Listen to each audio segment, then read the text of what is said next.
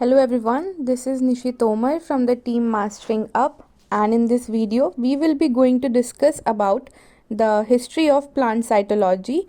So let's get started. So coming to the introduction part of it, the plant cytology or the study of plant cells is the branch of biology that focuses on the structure, functions and behavior of plant cell. It is a vital area of study within botany and cell biology as it provides foundational insights into the cellular processes that govern plant growth, their development, reproduction and responses to the environmental stimuli. Now, coming to that why the study of plant cells or the plant cytology is important. So, coming to the objective part of it, so the study helps to understand the development of key concepts in plant cell biology, to trace the evolution of cell theory, organelle discovery and the genetic advancements. It also helps to gain insights into how scientific progress has shaped botany, genetics and biotechnology.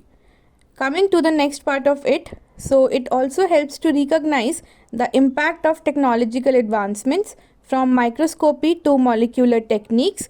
The objective also include to apply historical knowledge to improve the plant breeding, disease resistance and agriculture.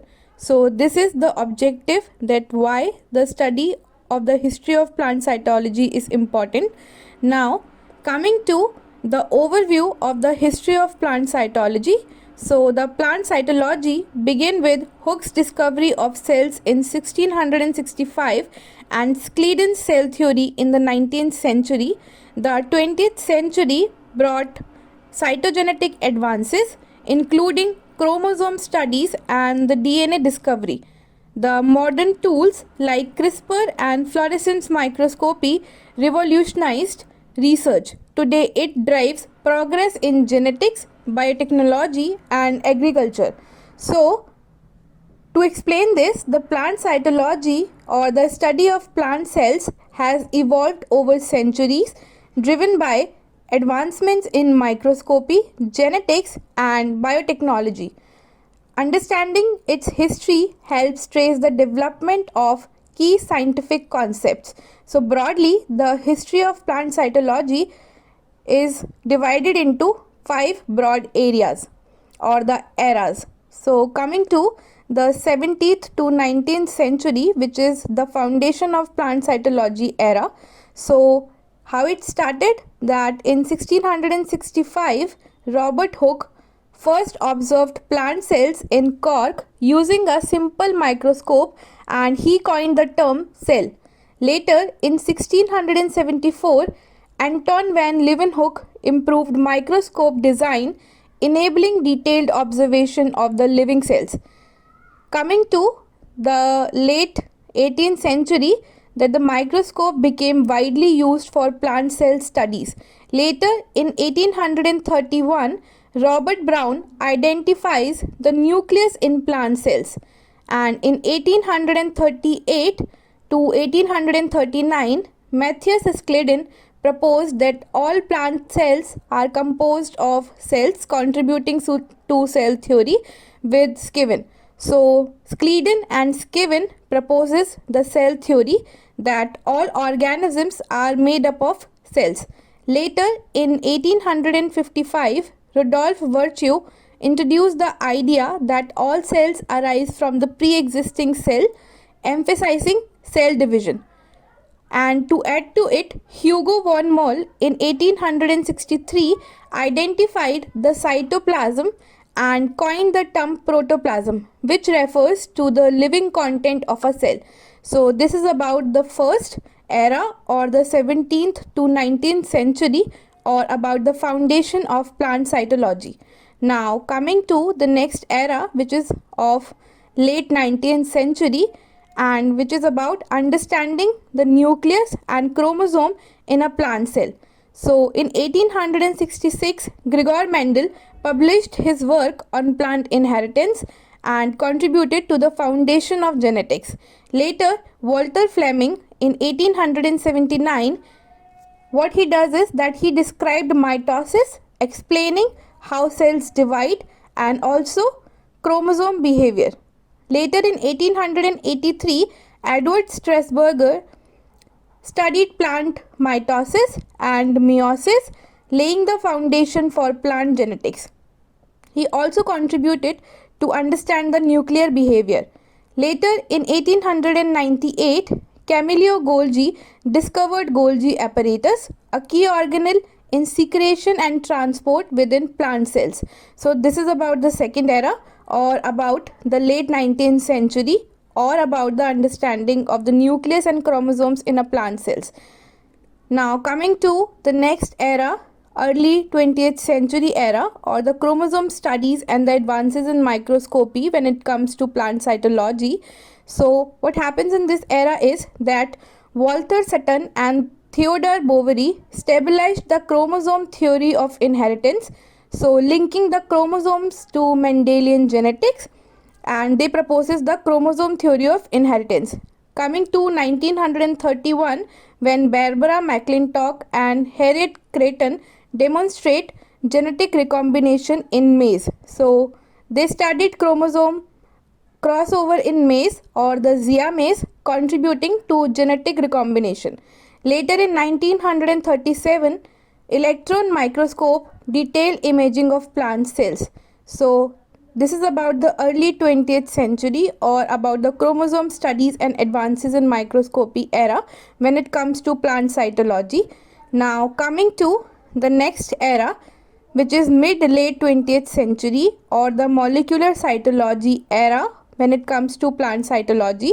So Watson and Crick in 1953, aided by Rosalind Franklin's X-ray diffraction work, discovered the DNA double helix structure and helps to revolutionize genetics. Later in 1960s, discovery of plasmodesmata, the specialized structure for plant cell communication, made the significant contribution. Coming to the 1970s, when introduction and advancements in fluorescence microscopy and genetic engineering enabled precise manipulation of plant cells. So this is about the mid-late 20th century era, or the molecular cytology era when it comes to the plant cytology. The next era is about the 21st century, or the modern plant cytology and biotechnology era when it comes to plant cytology. So in 2000, advancements in CRISPR gene editing for plant genetics made the significant contribution. Later in 2012, the discovery of induced pluripotent stem cells in plant was important. Coming to the recent years, so the progress in single cell sequencing, or the AI driven imaging and plant synthetic biology, made the significant contribution when it comes to the history of plant cytology.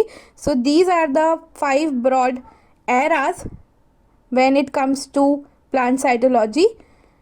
Now the outcome of the study of plant cytology is that, first of all, studying the history of plant cytology provides valuable insights into the evolution of scientific knowledge and its application.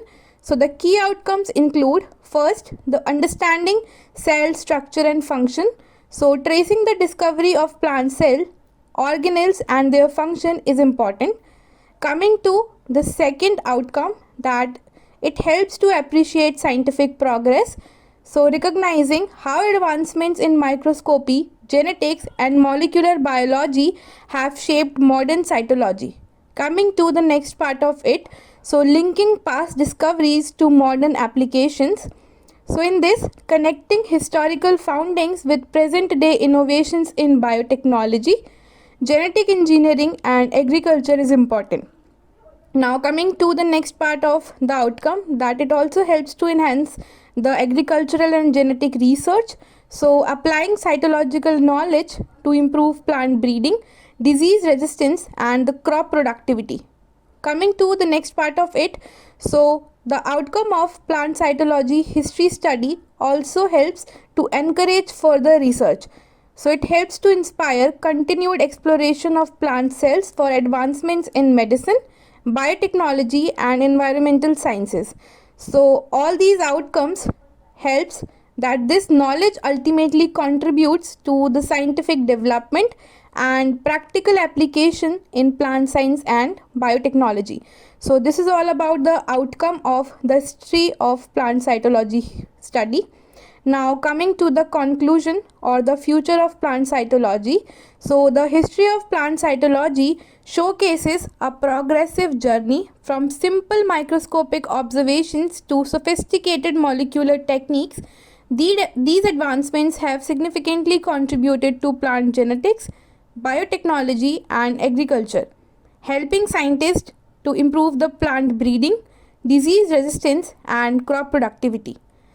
So this is all about the history of plant cytology. So this is all about this particular video. Thank you for your time and attention, and thank you for watching.